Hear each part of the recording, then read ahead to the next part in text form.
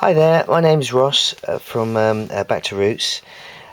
Just doing a quick sort of demonstration about how you can sort of fine-tune your aquaponics system.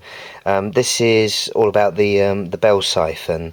I've read various different bits of literature about how to build a bell siphon for the aquaponics top tanks, for the gravel tanks, but none of them seem to tell you exactly what the heights that are required for the siphon, and the reasons why it's built at the particular measurements that it is. So this basically shows this is the pipe that goes into the gravel tank. So this is the base point of the tank. This is the pipe which runs down through the tank where the water trickles in over the top and travels down into the base tank.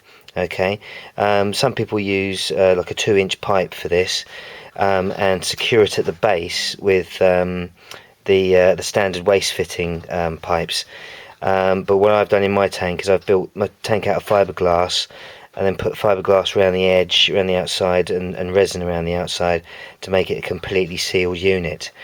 What I've done here at the top of the pipe, the open top of the pipe, is I've kept it at a height of 2 inches below the top edge of the actual tank itself, and so 2 inches or 50 millimeters. So that was pipe A. This is pipe B, and this is the actual bell part which sits over pipe A. This is what I've used myself is a 4-inch pipe, but you can use 3-inch, but making sure that it's capped on the top and completely vacuum tight on the top. Then what you do on the very top here, you cut two little archways, about 1/2 inch tall by approximately 2 inches wide, one on either side of the pipe at the very base. This is where the water suctions in underneath, through the actual siphon itself, up through the bell, and then down into pipe A that we showed earlier. Bear with me. This is pipe C, and this goes around pipe A and B, and this is basically just a piece of tube. I use 6-inch pipe, but you can use some 4-inch as long as it's approximately an inch wider than pipe B. This is purely just a tube which has got slots cut in it all the way down to allow the water to pass through, but not for the grow medium, for the stones to pass through it. And this is open-ended on the top and on the base. Some people like to glue the base to the floor to stop any grow medium from getting in underneath. And I just poured some resin around the base of it to hold it in place. So this is tube A, which is going right the way through the base of the top tank and going towards the base tank where the fish are. This is tube A. This is bell siphon, which is the section B, and then this is tube C. So as you can see, tube C keeps all of the grow medium, the pebbles or the clay stones, clay pebbles or stones, out of the actual pipework itself.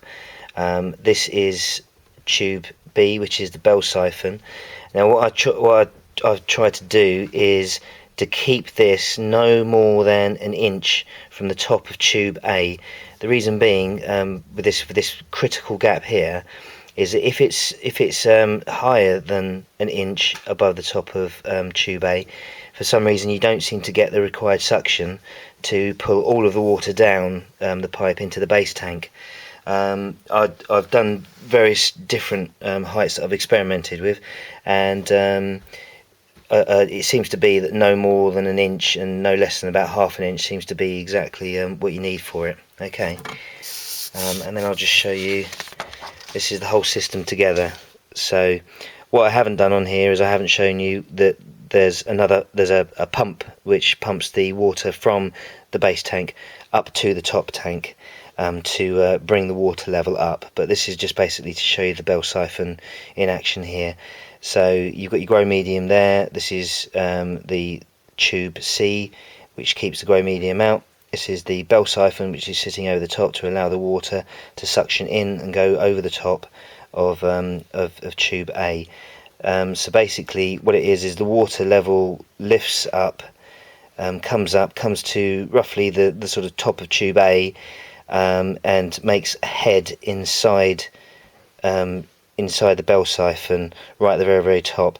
That then causes a vacuum, sucks all the water down into the base tank, where it sits in, where the water then sits in there ready to be pumped back up again. Now, one thing that I want to point out as well, which I found, is that if tube A, which is this long pipe which comes into the base tank, if that's too long and that's actually submerged in the water all the time or part of the time, the vacuum isn't properly created inside the bell siphon. You always need air to be able to come out at the end of this pipe. If it's sat in the water, then basically the water level will just bounce up and down inside this pipe and won't move anywhere, and consequently you'll just have the water level just rising a little bit up and down, and it won't properly drain down from the top tank. Okay, so I've made sure that this pipe A is at least a couple of inches above the final water level in the base tank where the fish are. Okay. Another good reason why we have a bell siphon as well is because if you don't have that siphon, you just allow water to just constantly cascade through the top, you're going to get all of your grit, dirt and everything that's in the top tank is going to be constantly cycling into the base tank, making the water really, really sedimented, and really, really quite dirty, so you can't see any of the fish, and consequently you can't really see how the fish are getting on. They'll still survive in there, but you won't be able to be able to monitor the growth size of the fish either. Okay, that's all for me from this blog, and I'll do another one in another couple of weeks. Okay, thank you.